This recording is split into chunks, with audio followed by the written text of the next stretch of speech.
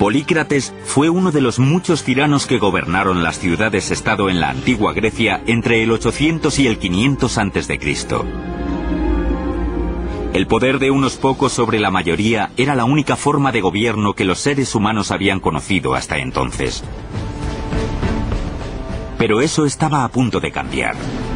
La ciudad-estado de Atenas iba a modificar el curso de la historia del mundo. El líder visionario que lo iba a hacer posible se llamaba Pericles. Su legado quedaría como un monumento imperecedero en la Acrópolis ateniense que se alzaría sobre las nubes. Un increíble ejemplo de precisión arquitectónica, el Partenón. En el 480 a.C., al derrotar a los persas en la batalla de Salamina, Temístocles no solo salvó a Atenas, sino también su recién estrenada democracia.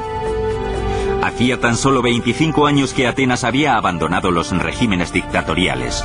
Era una ciudad de abundancia, tanto en lo militar como en lo económico, lo tecnológico y lo ideológico. Estaba lista para alcanzar su edad de oro, y sería un demócrata e intelectual cultivado el que la llevaría hasta allí. Se llamaba Pericles. Pero Pericles también reforzaría el dominio ateniense sirviéndose de amenazas, sobornos e incluso de la fuerza bruta.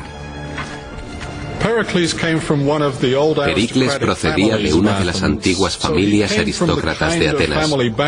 No era raro que en este tipo de entorno social se hiciera carrera política y militar. Su ascenso al poder comenzó cuando en su juventud fue nombrado estrategos, uno de los 10 hombres encargados de dirigir el ejército y establecer las directrices de los asuntos exteriores. Sus dotes políticas y su gran oratoria le convirtieron en poco tiempo en uno de los estadistas más influyentes y poderosos de Atenas. Pericles era el típico animal político, como se suele decir. Era un político nato. Era capaz de convencer con sus palabras y estaba plenamente dedicado a su trabajo. Pericles se hizo con el gobierno de la ciudad en el 461 a.C. Gracias a la flota de trirremes que había construido Temístocles, la armada ateniense no tenía rival en el Mediterráneo oriental. Pese a la derrota del imperio persa en la batalla de Salamina, la amenaza de otra invasión seguía cerniéndose sobre los griegos. En el 478 a.C., Atenas, junto a las ciudades-estado del Egeo, forjaron una alianza de defensa mutua llamada la Confederación de Delos, una especie de OTAN de la antigüedad. En el 450 a.C., Atenas se había convertido en el líder indiscutible de la Confederación de Delos, que no era otra cosa que una fuente de ingresos para la ciudad. Y Pericles, como líder indiscutible de Atenas, supo destinar esos ingresos a la construcción de gigantescos edificios públicos que reflejaban el esplendor y la grandeza de Atenas. Según la leyenda, Poseidón, el dios griego del mar, y Atenea subieron hasta la Acrópolis para competir por el patronazgo de la ciudad. El resultado lo decidirían sus habitantes. Poseidón golpeó el suelo con su tridente y brotó un manantial.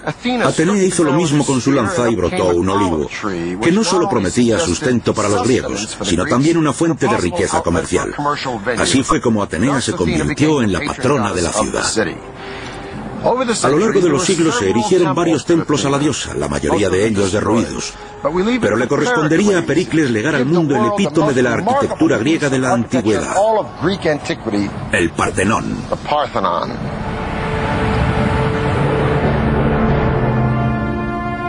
Pericles decidió reconstruir el Partenón en la Acrópolis, aprovechando los ruinosos cimientos de un antiguo templo dedicado a Atenea.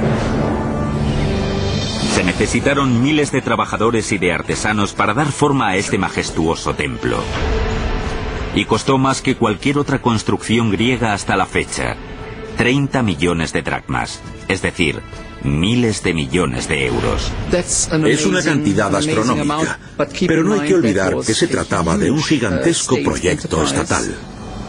La descomunal construcción dio comienzo en el año 447 a.C. El Partenón tendría una longitud cercana a 2/3 de un campo de fútbol, con un perímetro de 70 metros de largo y 33 de ancho. El primer reto era extraer el mármol de una cantera situada a 16 kilómetros de la ciudad. En total, se necesitarían unas 30.000 toneladas de piedra blanca y fina. En la cantera se usaban las grietas naturales de las rocas para separar los gigantescos bloques de mármol de la ladera. Lo primero es localizar las grietas y calcular si la pieza de mármol se ajusta a mis necesidades concretas. A continuación, hay que colocar cuñas en las grietas horizontales y verticales. Las cuñas no podían ser de madera, tenían que ser de hierro, porque se les podía imprimir mucha más energía al martillearlas al mismo tiempo.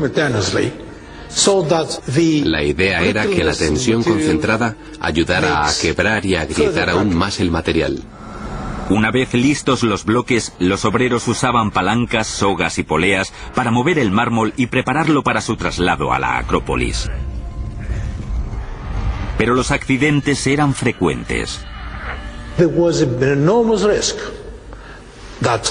El riesgo de que estos grandes bloques se desprendieran y mataran a alguien era enorme. Pero extraer y transportar el mármol desde la ladera de la montaña no era más que la mitad del camino.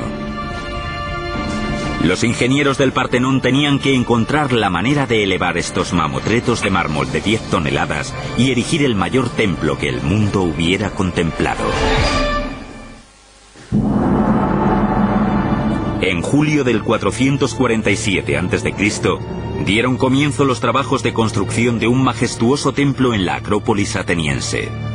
El Partenón fue el legado de Pericles, un ambicioso líder que llevaría a Atenas a una edad de oro nunca vista en Grecia.